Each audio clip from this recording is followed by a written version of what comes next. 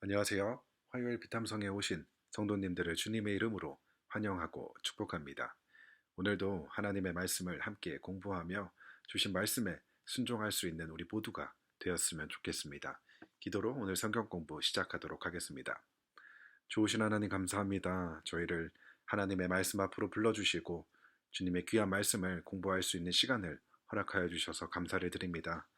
이 시간 우리가 함께 공부할 때에 성경을 통하여 우리에게 말씀하시는 하나님의 음성을 듣게 하시고 특별히 하나님께서 우리에게 베풀어 주신 은혜가 무엇인지 그리고 그 은혜에 반응하는 우리의 삶이 어떠해야 하는지를 발견하는 깨닫는 시간이 되게 하여 주옵소서. 감사를 드리며 예수님의 이름으로 기도했습니다. 아멘. 오늘 함께 공부할 말씀은 욥기 30장 1절부터 15절까지의 말씀입니다. 어제 우리가 함께 공부했던 29장에서는 욥이 자신이 고난을 받기 이전의 모습을 이야기해 주었는데요. 욥은 모든 사람들에게 존경을 받으며 아주 높은 위치에 있었던 사람이었습니다. 그런데 욥이 고난을 받게 되면서 모든 상황이 바뀌게 되었는데요. 1절부터 8절까지 말씀 함께 보도록 하겠습니다. 그런데 이제는 나보다 어린 것들까지 나를 조롱하는구나. 내 양떼를 지키는 개들 축에도 끼지 못하는 쓸모가 없는 자들의 자식들까지 나를 조롱한다. 젊어서 손에 힘이 있을 듯 하지만 기력이 쇠하여서 쓸모가 없는 자들이다. 그들은 가난과 굶주림에 허덕여서 몰골이 흉하며 메마른 땅과 황무지에서 풀뿌리나 씹으며 덤불 속에서 자란 쓴 나무를 캐어 먹으며 대쌀이 뿌리로 끼니를 삼는 자들이다. 그들은 사람 축에 끼지도 못하여 동네에서 쫓겨나고 사람들이 마치 도둑을 쫓듯이 그들에게 도둑이야 하고 소리를 질러 쫓아버리곤 하였다. 그들은 급류에 패여 벼랑진 골짜기에서 지내고 땅굴이나 동굴에서 살고 짐승처럼 덤벌 속에서 움츠리고 있거나 가시나무 밑에 웅크리고 있으니 그들은 어리석은 자의 자식들로서 이름도 없는 자의 자식들로서 회초리를 맞고 제 고장에서 쫓겨난 자들이다. 아멘. 오늘 본문에 그들이라는 사람들이 등장을 하는데요. 욥은 그들을 어떻게 설명하고 있죠? 그들은 기력이 쇠하여 아무 쓸모없는 사람들이라고 이야기합니다. 사회에 어떠한 도움도 주지 못하는 사람들이며 그들은 아무런 힘도 능력도 없는 사람들이어서 공동체로부터 쫓겨나 가난과 굶주림 속에 살아가는 사람들입니다. 그들에게 먹을 것이라고는 황무지에 있는 풀뿌리들 뿐입니다. 그들은 간신히 생계를 유지하는 아주 비참하게 산을 살고 있는 사람들입니다. 그들은 사람 축에 끼지도 못하며 혹여나 사람들이 사는 마을로 가면 그들을 도둑 취급하며 그들을 쫓아내게 됩니다. 그렇게 짐승처럼 살아가는 어리석고 이름도 없는 자의 자식들이라고 그들을 묘사하고 있습니다. 욥은 그들을 이렇게 자세하게 묘사하고 있는데요. 이들은 바로 사회로부터 외면당한 소외된 사회적 약자들을 묘사하고 있는 것 같습니다. 그런데 어제 본문인 29장에서도 이러한 사회적 약자들이 등장을 했었는데요. 함께 욥기 29장 말씀 보도록 하겠습니다. 12절부터 25절을 보게 되면 가난한 사람들, 의지할 데가 없는 고아, 비참하게 죽어가는 사람들, 과부들, 앞을 못 보느니, 발을 저느니, 궁핍한 사람들, 알지도 못하는 사람들, 희생당하는 사람들, 슬퍼하는 사람. 욥이 30절에서 이야기했던 이러한 사회적 약자들이 29장 12절부터 25절까지에도 등장을 하게 되는데요. 이러한 사회적 약자들은 모든 사람들에게 무시받고 소외받는 사람들이었습니다. 그런데 욥은 이러한 사람들을 어떻게 대해 주었을까요? 그들을 구해주고 잘 보살펴주고 자선을 베풀고 마음을 즐겁게 해주고 눈이 되어주고 발이 되어주고 아버지가 되어주고 하소연을 살펴보고서 처리해주고 빼내어주고 위로해주고 돌보아주고 갈 길을 정해주었다. 욥은 그들을 끌어안으며 사랑으로 대해주었습니다. 모두가 무시하고 조롱했지만 욥만큼은 그들을 사랑으로 대해 주었다는 것입니다. 그렇다면 욥에게 이러한 사랑과 은혜를 받은 사람들은 현재 어려움에 처한 욥을 어떻게 대해 주어야 할까요? 당연히 그 은혜를 기억하며 그 은혜에 보답하기 위해 열심히 욥을 도와주지 않았을까요? 다시 욥기 30장으로 돌아가 9절부터 15절까지의 말씀을 보도록 하겠습니다. 그런데 그런 자들이 이제는 돌아와서 나를 비웃는다. 내가 그들의 말거리가 되어버렸다. 그들은 나를 꺼려 멀리하며 마주치기라도 하면 서슴지 않고 침을 뱉는다. 하나님이 내 활시위를 풀어버리시고 나를 이렇게 무기력하게 하시니 그들이 고삐 불린 말처럼 내 앞에서 날뛴다. 이 천한 무리들이 내 오른쪽에서 나와 겨루려고 들고 일어나며 나를 잡으려고 내가 걷는 길에 덫을 놓고 나를 파멸시키려고 포위망을 좁히고 있다. 그들은 내가 도망가는 길마저 막아버렸다. 그들이 나를 파멸시키려고 하는데도 그들을 막을 사람이 아무도 없다. 그들이 성벽을 뚫고 그 뚫린 틈으로 물밑을 들어와서 성난 파도처럼 내게 달려드니 나는 두려워서 벌벌 떨고 내 위험은 간 곳 없이 사라지고 구원의 희망은 뜬구름이 사라지듯 없어졌다. 아멘. 그들은 모두 욥에게 갚을 수 없는 은혜를 받은 사람들이었습니다. 그런데 그런 사랑과 은혜를 받은 사람들이 지금 욥을 어떻게 대하고 있죠?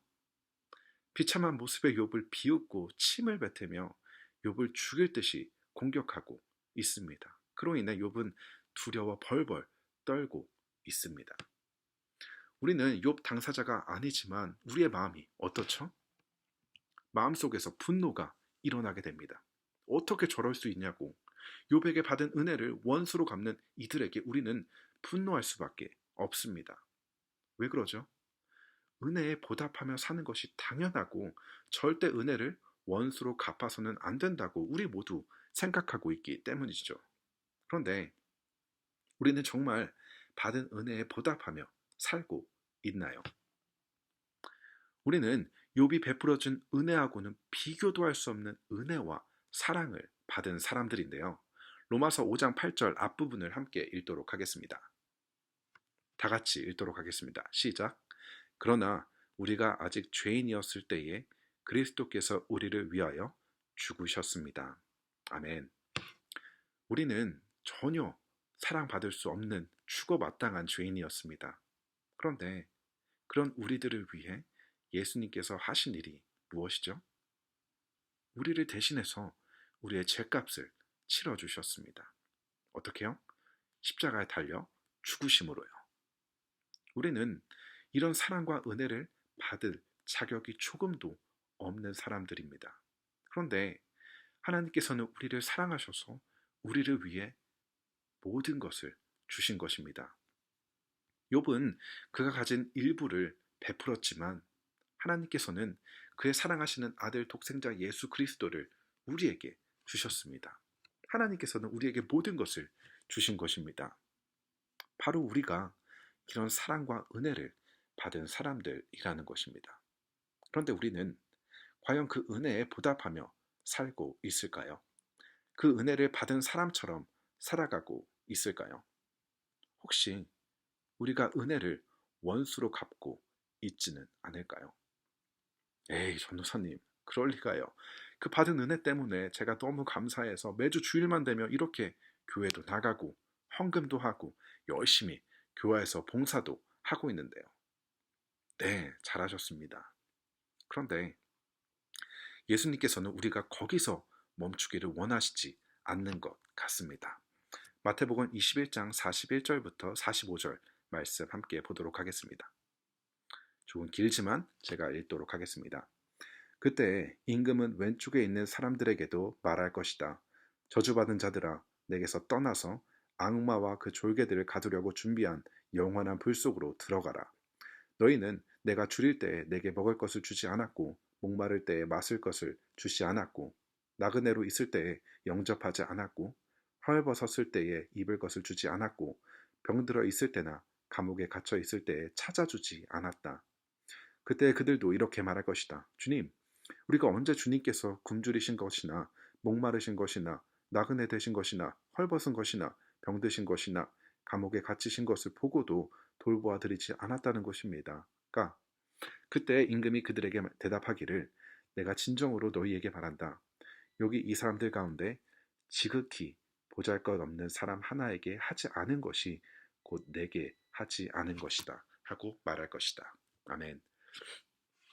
예수님께서는 우리가 지극히 보잘것없는 사람 하나에게 하지 않은 것이 곧 예수님 자신에게 하지 않은 것이라고 말씀하십니다. 다시 말해, 우리가 우리의 이웃을 어떻게 대하는지가 우리가 예수님을 대하는 것이라고 말씀하시는 것입니다. 만약 우리가 예수님에게 은혜와 사랑을 받았음에도 나의 이웃을 돌보지 않고 오히려 그들을 정죄하고 미워한다면 오늘 본문에서 은혜를 원수로 갚았던 그들과 우리가 다를 바가 없다는 것입니다. 그렇다면 우리는 어떻게 예수님께 받은 은혜를 보답하며 이 은혜를 받은 사람으로서 어떻게 살아가야 하는 것일까요? 바로 이웃을 내 몸과 같이 사랑하는, 이웃의 아픔을 함께 아파하며 그들을 돌보는 삶, 이웃에게 좋은 소식이 있을 때 그들을 시기와 질투하는 것이 아니라 함께 그들과 기뻐하며 축하해주는 마음, 이웃을 사랑하는 우리의 삶으로 예수님께 받은 은혜를 보답해야 한다는 것입니다. 오늘 함께 공부한 말씀을 정리해 보려고 하는데요. 욥은 가난하고 소외된 자들을 어떻게 했죠? 그들에게 은혜를 베풀어 주었습니다. 모두가 무시하고 모두가 거절했지만 욥만큼은 그들에게 은혜를 베풀어 주었습니다. 하지만 욥에게 은혜를 받은 그들은 그 은혜를 원수로 갚았습니다. 욥을 조롱하며 한없이 비참해진 욥을 죽음에 이르게 하려고 하였습니다.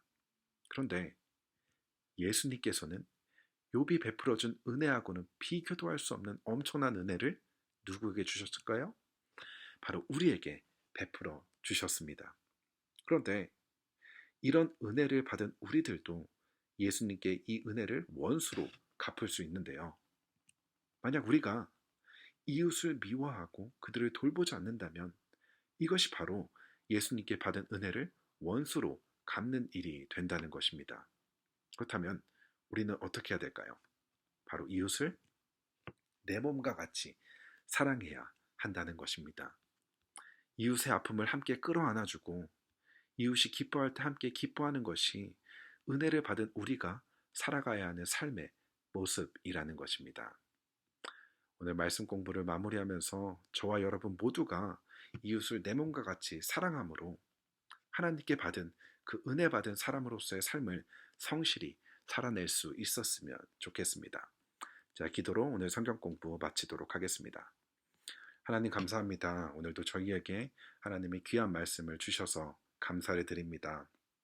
그리고 특별히 받은 은혜에 우리가 어떻게 반응하며 어떻게 살아야 하는지를 깨닫게 하여 주셔서 감사를 드립니다. 자격 없는 우리들에게 베풀어 주신 그 사랑과 은혜를 잊지 않게 하여 주시고 나의 이웃을 사랑함으로 그 하나님의 은혜를 보답하며 살아갈 수 있는 우리 모두 되게 하여 주시옵소서. 감사를 드리며 예수님의 이름으로 기도했습니다. 아멘.